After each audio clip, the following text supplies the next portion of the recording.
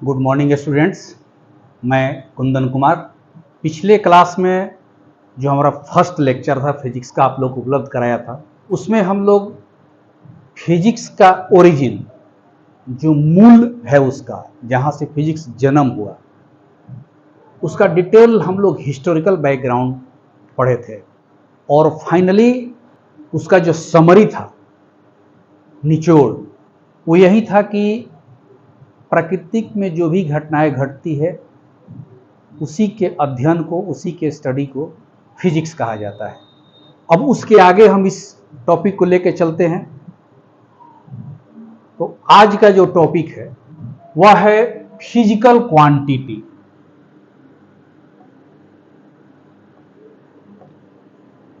Physical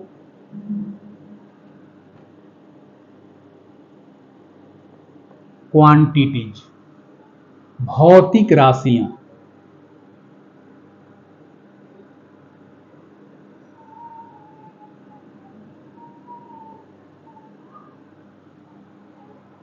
क्योंकि जब कभी भी हम प्राकृतिक घटनाओं का अध्ययन करेंगे, जो भी हमारा नेचुरल फेनोमेनन हो रहे हैं, तो उनका स्टडी करने के लिए यही मेरा टूल्स होगा, भौतिक राशियां, फिजिकल क्वांटिटी।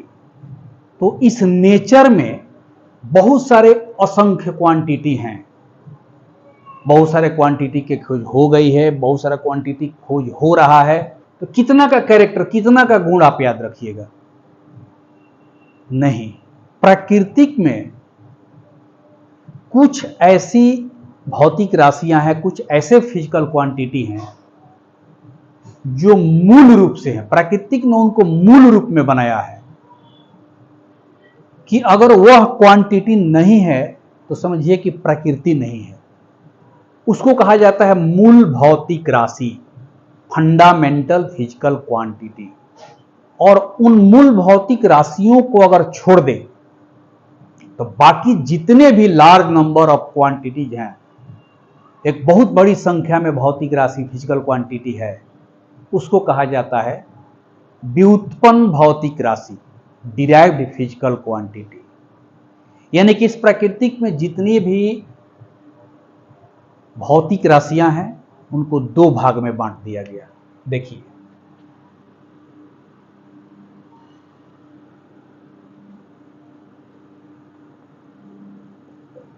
मूल भौतिक राशियां, इंग्लिश में फंडामेंटल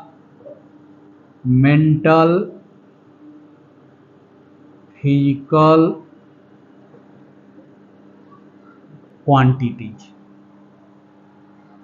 और उसका दूसरा पार्ट है व्युत्पन्न भौतिक राशियां।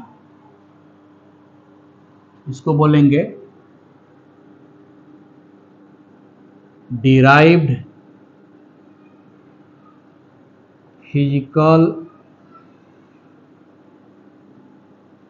क्वांटिटीज। ठीक है। तो ये तो भौतिक राशि का दो भाग हो गया। भौतिक राशि को कैसे डिफाइन करेंगे? क्या है भौतिक राशि?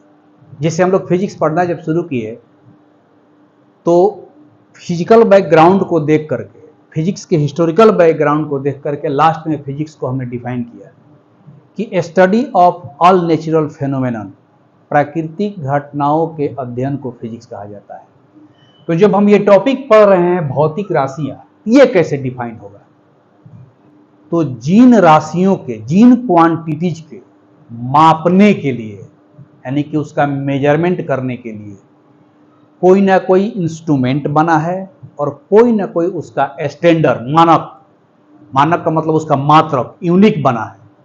तो जिन राशियों का मेजरमेंट करने के लिए कोई ना कोई इंस्ट्रूमेंट बना है और कोई ना कोई यूनिट यानी कि मात्रक बना है, जिसकी माप तौल की जा सके उन्हीं को भौतिक राशि कहेंगे।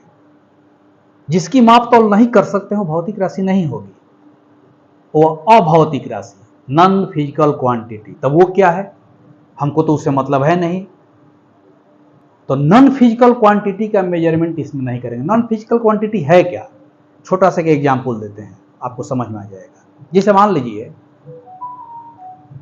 कि हम कहते हैं कि हम बहुत खुश हैं, खुश शब्द आया। अगर हम सवाल पूछे कि आप कितना खुश हैं, तो हम जवाब नहीं दे पाएंगे उसका। कितना किलो खुश हैं, कितना ग्राम खुश हैं, कितना क्विंटल खुश हैं, इसका कहीं कोई जवाब नहीं है, क्योंकि इसका कोई न मेजरमेंट का लिए यूनिट बना है और ना ही कोई इंस्ट्रूमेंट बना है। तो जो खुश एक वर्ड आया वह एक क्वांटिटी है जो कि नॉन फिजिकल क्वांटिटी है, उसका मेजरमेंट नहीं हो सकता है, ना उसका मेजरमेंट करने के लिए कोई यूनिट बना है और ना उसका मेजरमेंट करने के लिए कोई इंस्ट्रूमेंट बना है। तो उस टाइप के क्वांटिटी को कहेंगे नॉन फिजिकल क्वांटिटी, और उसका दूर दूर तक कहीं कोई जिक्र नहीं होगा हमारे फिजिक्स में, इसलिए उसको भुला दीजिए। वो सब साइकोलॉजी वाला अपना मेजरमेंट करता है, कौन कितना दुखी है, कौन कितना खुश है, कौन कितने गम में डूबा हुआ है, सब साइकोलॉजी वाला पकड़ता है, साइकोलॉजी अपना करते रहेगा। हम लोग को उन्हीं क्वांटिटी का अध्ययन करना है जिसका मेजरमेंट किया जा सके, और जिसका मेजरमेंट किया जा सकता है उसको बोला जाता है फिजिकल क्वांटिटी। एक लाइन में उसका जवाब है, यहां दे देते हैं, यहीं से लिख देते हैं इसका।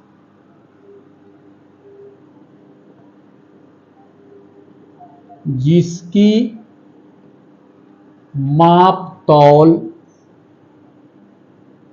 की जा सके,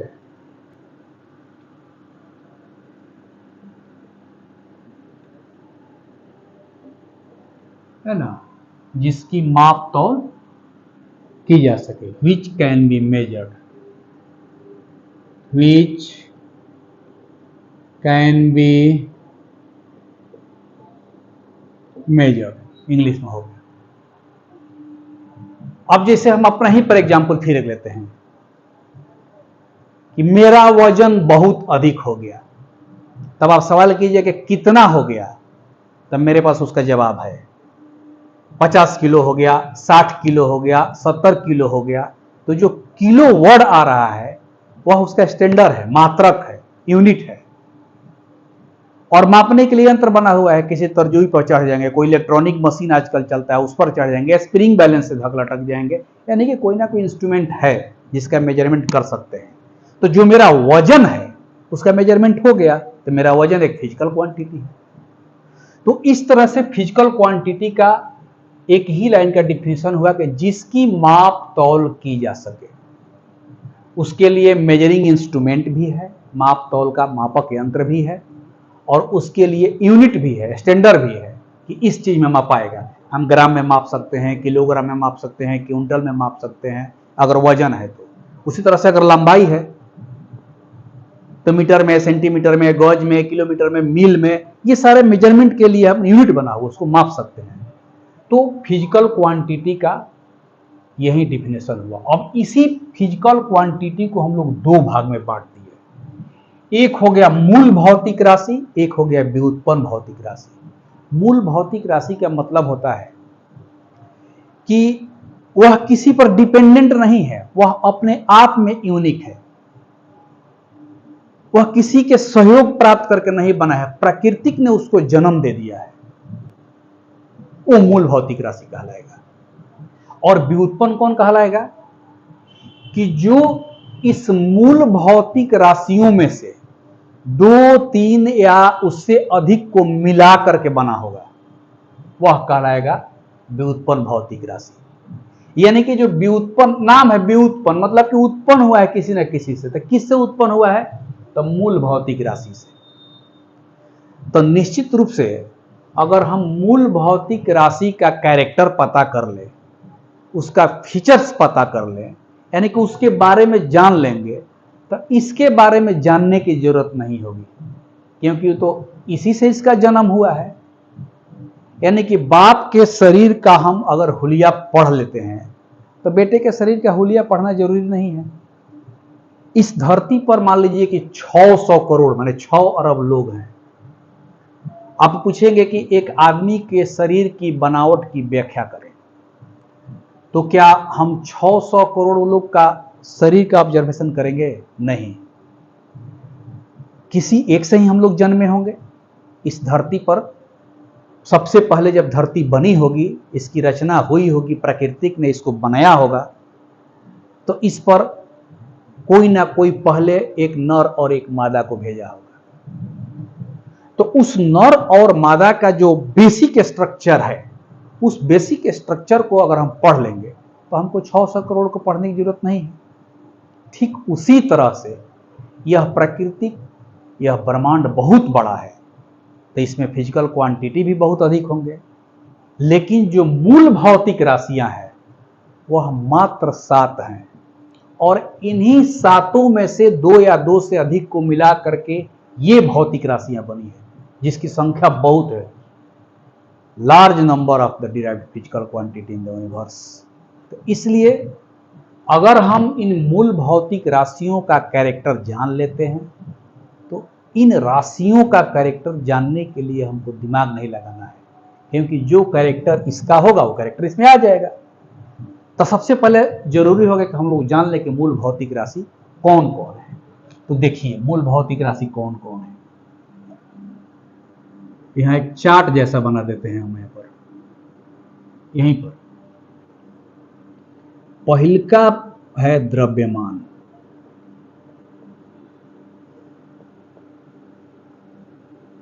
मास। हम सबका पहले नाम लिख देते हैं कि एक्सप्लेन कर देते हैं। दूसरा हो गया लंबाई, लेंथ। तीसरा हो गया समय,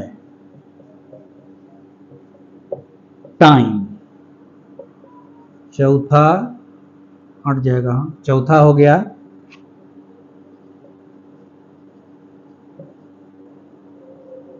विद्युत धारा, इलेक्ट्रिक करंट।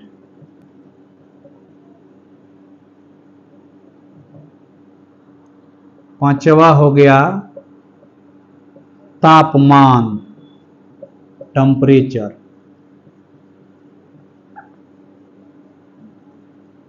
टेम्परेचर। छठवा हो गया ज्योति तीव्रता,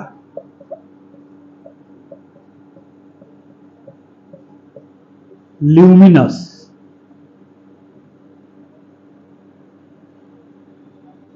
इंटेंसिटी।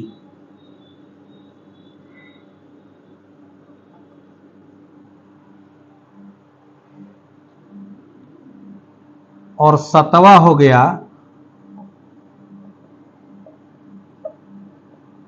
पदार्थों की मात्रा।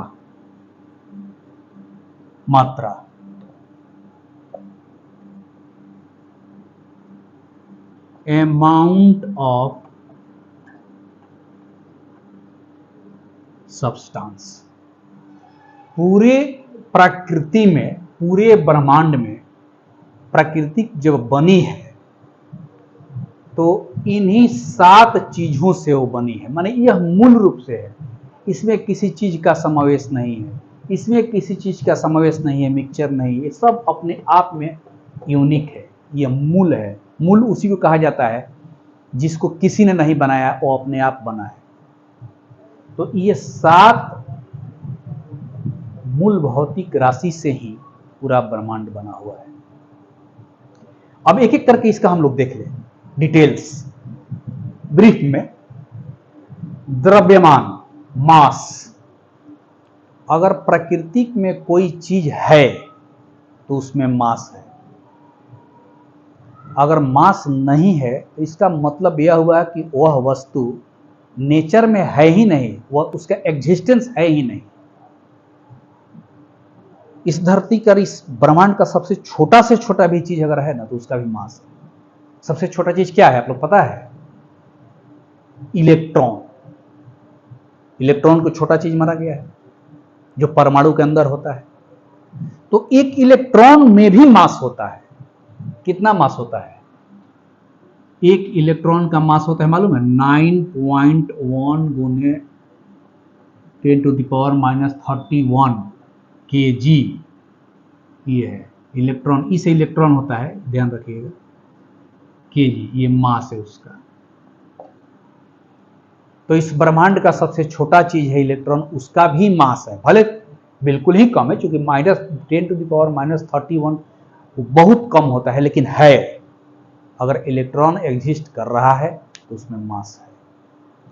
तो पहला फिजिकल क्वांटिटी जो है हमारा द्रव्यमान, यह इसका मतलब ही हो गया कि वह वस्तु के अस्तित्व को डिफाइन करता है कि यह वस्तु इस प्रकृति में है। दूसरा चीज है लंबाई।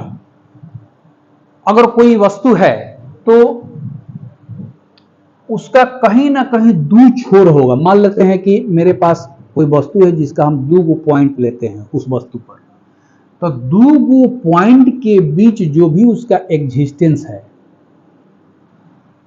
वह लंबाई कहलाएगा। लंबाई का अलग से उसका हिस्ट्री है, वहां पर ही उसका डिफिनीशन होता है, उसका मेजरमेंट होता है। एक संस्था है, उस संस्था का नाम है, यहां जानकारी के लिए आपको लिख देते हैं, IBWM। IBWM इसका फुल फॉर्म तब याद पड़ेगा, देखिए, international bureau of weight and measurement, इसका फुल फॉर्म होता है। यह संस्था है, पेरिस में है, फ्रांस की राजधानी है ना पेरिस, पेरिस में। वहीं से मास को, लेंथ को लोग डिफाइन करता है इसी संस्था के द्वारा। इसका फुल फॉर्म वही होता है, international bureau of weight and measurement, full form. तो लेंथ को कैसे वो डिफाइन किया था, ये संस्था लेंथ को कैसे डिफाइन की थी? तो उन्होंने एक रॉड लिया था, छड़। यह रॉड किस चीज का था? तो दो चीज का कॉम्बिनेशन था इसमें, प्लैटिनम और इरिडियम।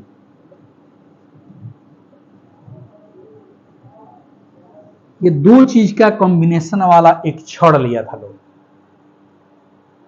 और इसी छड़ के दोनों छोर को बना लिया स्टैंडर्ड बार, और इसी स्टैंडर्ड बार को उसने कहा कि यह 1 मीटर होगा, 1 मीटर होगा। और वहीं से ये जो लंबाई है उसको मीटर में हम अपना शुरू किया। खैर ये हिस्ट्री है, हम लोग अभी मूल रूप से फंडामेंटल फिजिकल क्वांटिटी के बारे में हम लोग पढ़ रहे हैं कि कितने प्रकार के फंडामेंटल फिजिकल क्वांटिटी। वो सारी चीजें आएगी जब उसका यूनिट, उसका और जो डायमेंशन होता है उसके बारे में अगर हम पढ़ेंगे तो सारी चीजें आएगी।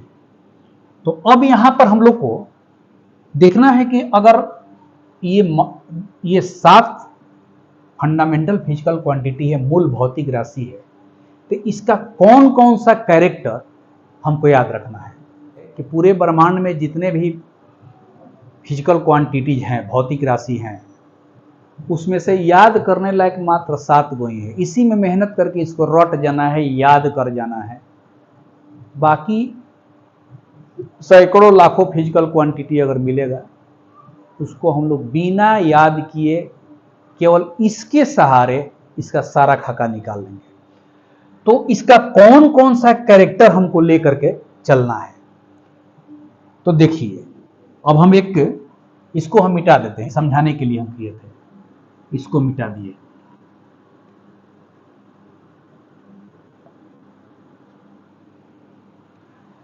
तो एक तो हो गया फंडामेंटल फिजिकल क्वांटिटी का नाम, ये नाम हम लिख दिए। इनका जो मेजरमेंट किया जाएगा, जो माप किया जाएगा, उसका कुछ ना कुछ यूनिट होगा, स्टैंडर्ड, कि किस चीज में मापेंगे। तो यहां पर हम यहां एक लाइन खींच देते हैं,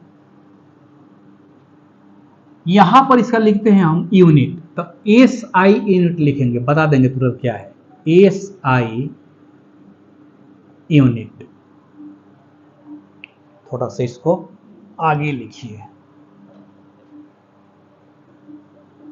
यहां इसे चार्ट जैसा बना देते हैं, हो जाएगा एस आई यूनिट। और एक इसका कैरेक्टर और याद रखना है, डायमेंशन, बीमा,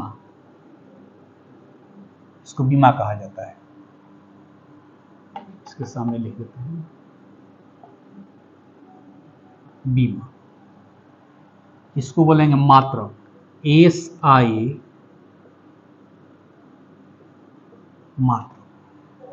ठीक है, अब एक एक करके हम इसका देखेंगे। देखिए, इसका यहां लिखेंगे ताकि पता चल जाए, इसका यहां लिखेंगे, इसका यहां लिखेंगे, इसका यहां लिखेंगे, इसका यहां लिखेंगे, इसका यहां लिखेंगे, इसका यहां लिखेंगे। सब हो गया। तो जो सबसे पहला फिजिकल क्वांटिटी है मास, इसका मेजरमेंट होता है, अब इसको लाइन दे देते हैं ताकि क्लियर हो जाए, किलोग्राम में। किलोग्राम, शॉर्टकट में हम लोग केजी लिखते हैं। ठीक है, अभी हम खाली मात्रक के बारे में बता रहे हैं, डायमेंशन बताएंगे। लंबाई है तो इसका होता है मीटर, शॉर्ट कोट में एम से लिखाएगा। पोस्ट में जितना दे रहे हैं उसको शॉर्ट में लिखने का एक तरीका है। टाइम जो है इसका मेजरमेंट होता है सेकंड में, शॉर्ट में SEC। विद्युत धारा, इसका मेजरमेंट होता है एम्पियर में, इस साइंटिस्ट का नाम था। शॉर्ट में हम लोग इसको ए लिखेंगे। तापमान का मेजरमेंट होता है केल्विन में, शॉर्ट में के लिखेंगे। ज्योति तीव्रता का होता है कैंडिला में, शॉर्टकट में कैपिटल C या स्मॉल d। और इसका होता है मोल। मोल के बारे में आप लोग पढ़े होंगे। देखिए, अभी ये 1 2 3 4 5 6 7, ये 7 फंडामेंटल फिजिकल क्वांटिटी है और उसका मेजरमेंट करने के लिए यह यूनिट है। तो यूनिट भी कई तरह का होता है, आगे हम लोग पढ़ेंगे इसका अलग से, लेकिन अभी फिलहाल में हम SI यूनिट को ही लिखे हुए हैं। यूनिट का बहुत सारा अलग अलग सिस्टम होता है, जो अगला लेक्चर में हम लोग आएंगे तो पढ़ेंगे। उसके बाद इसका कैरेक्टर में एक आता है डायमेंशन, कि डायमेंशन का मतलब क्या है। डायमेंशन का तो ऐसे अर्थ होता है उसका रूपरेखा, आकार, कि आकार क्या है। तो जब प्रकृति में यह मूल रूप से भौतिक राशि है तो अपने आप में है, तो अपने आप में जब है तो इसमें तो कोई चीज मिला हुआ नहीं है, वो सिंगल है। तो इसका डायमेंशन लिखने का तरीका है कि देखिए, जैसे इसका इंग्लिश का पहला वर्ड क्या है, एम, कैपिटल, तो इसका डायमेंशन लिखा जाएगा एम। अब यहां देखिए, लंबाई का इंग्लिश वर्ड है लेंथ, तो इसका कैपिटल एल, तो इसका डायमेंशन हो जाएगा एल। समय का इंग्लिश होता है टाइम, तो इसका कैपिटल टी, टी। अब देखिए, विद्युत धारा का है एम्पियर। तो अब यहां पर अभी तो हम इसका ले रहे थे 3 गो का कैपिटल लेटर, लेकिन जैसे ही विद्युत धारा है, तापमान है, ज्योति तीव्रता है, पदार्थों की मात्रा है, इन सब का डायमेंशन जो है और यूनिट जो है उस साइंटिस्ट के नाम पर रखा गया है, उनके प्रतिष्ठा में, उनके ऑनर में, जिन्होंने इसको खोजा था। तो इलेक्ट्रिक करंट का खोज एम्पियर नाम के एक वैज्ञानिक ने किया था। तो उन्हीं के ऑनरिटी में, उन्हीं के प्रतिष्ठा में इसका यूनिट भी रख दिया गया एम्पियर, और एम्पियर का जो पहला लेटर ए है यही उसका डायमेंशन बन जाता है। उसी तरह सारा वैज्ञानिक का नाम है। तब आप समझ गए होंगे कि तब इसका डायमेंशन क्या होगा। तो इसका डायमेंशन के, इसका dimension capital C small D, और इसका dimension MON। 7 fundamental physical quantity, उनका सातों का SI मात्रक और उनका डायमेंशन। बस पूरे ब्रह्मांड में इतना ही चीज को याद रखना है। कौन भारी चीज है।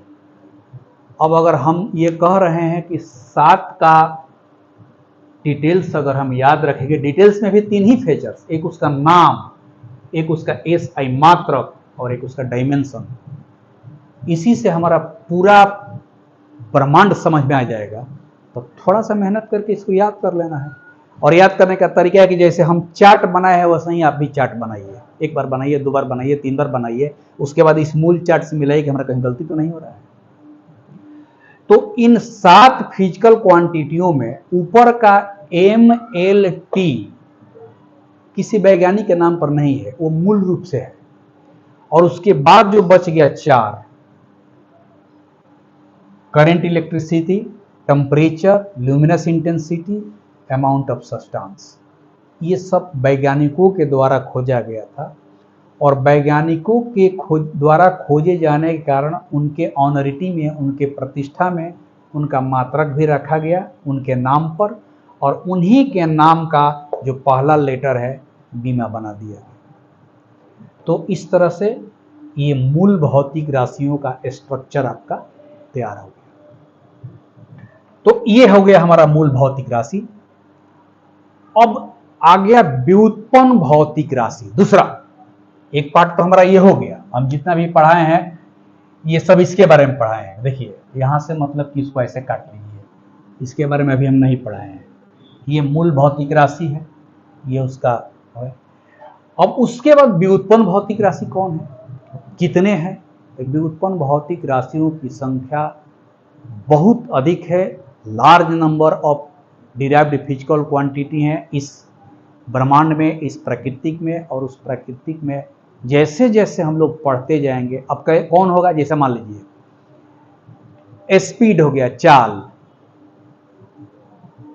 एक्सेलरेशन हो गया, त्वरण, फोर्स हो गया, बल, प्रेशर हो गया जिसको दाब कहते हैं।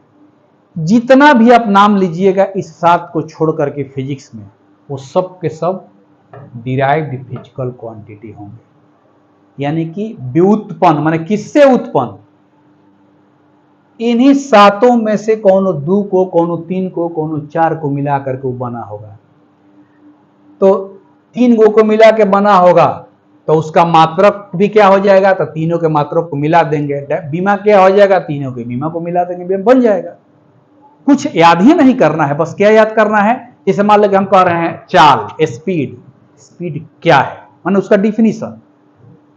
यानी कि आगे जब हम पढ़ने जा रहे हैं तो केवल स्पीड का डिफिनीशन जान लेंगे, तो जैसे ही डिफिनीशन जान लेंगे, जैसे ही उसका इक्वेशन हम लिख देंगे, मैथमेटिकल फार्मूला, वैसे ही अपने आप उसका यूनिट भी आप लिख सकते हैं, अपने आप उसका डायमेंशन लिखा जाएगा। क्योंकि हम जान रहे हैं कि स्पीड जो होता है, आप लोग पढ़े होंगे बचपन से, कि चाल बराबर दूरी बटा समय, यानी कि डिस्टेंस बाई टाइम। तो ऊपर में है डिस्टेंस, तो डिस्टेंस मुख्य रूप से क्या है, इसमें से लंबाई है। 2 जगह के बीच का डिस्टेंस क्या है, 2 जगह के बीच का लंबाई है। तो ऊपर में लंबाई हो गया और नीचे में बचा टाइम।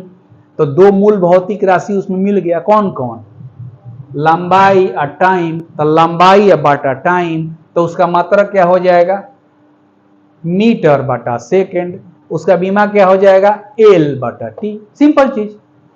तो अगले लेक्चर में हम लोग कुछ व्युत्पन्न भौतिक राशियों का एग्जाम्पल लेंगे, 5, 6, 7, 8, 10 समझने के लिए, ताकि ये पता चल जाए कि जो भी भौतिक राशि है वो किन किन को मिला करके बना है, और जब वो बना है तो उनका ऑटोमेटिक रूप से ये यूनिट क्या हो जाएगा, ये डायमेंशन क्या हो जाएगा।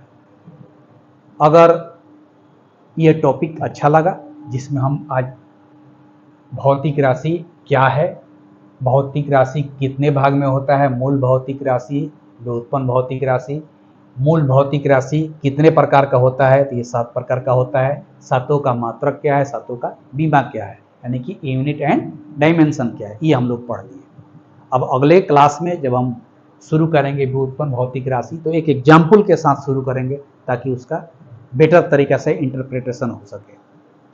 अगर ये मान लीजिए कि टॉपिक आपको समझ में आ गया तो आप इसको लाइक कीजिए, सब्सक्राइब कीजिए और इसको ध्यान से देखिए, अपना नोट्स बनाइए।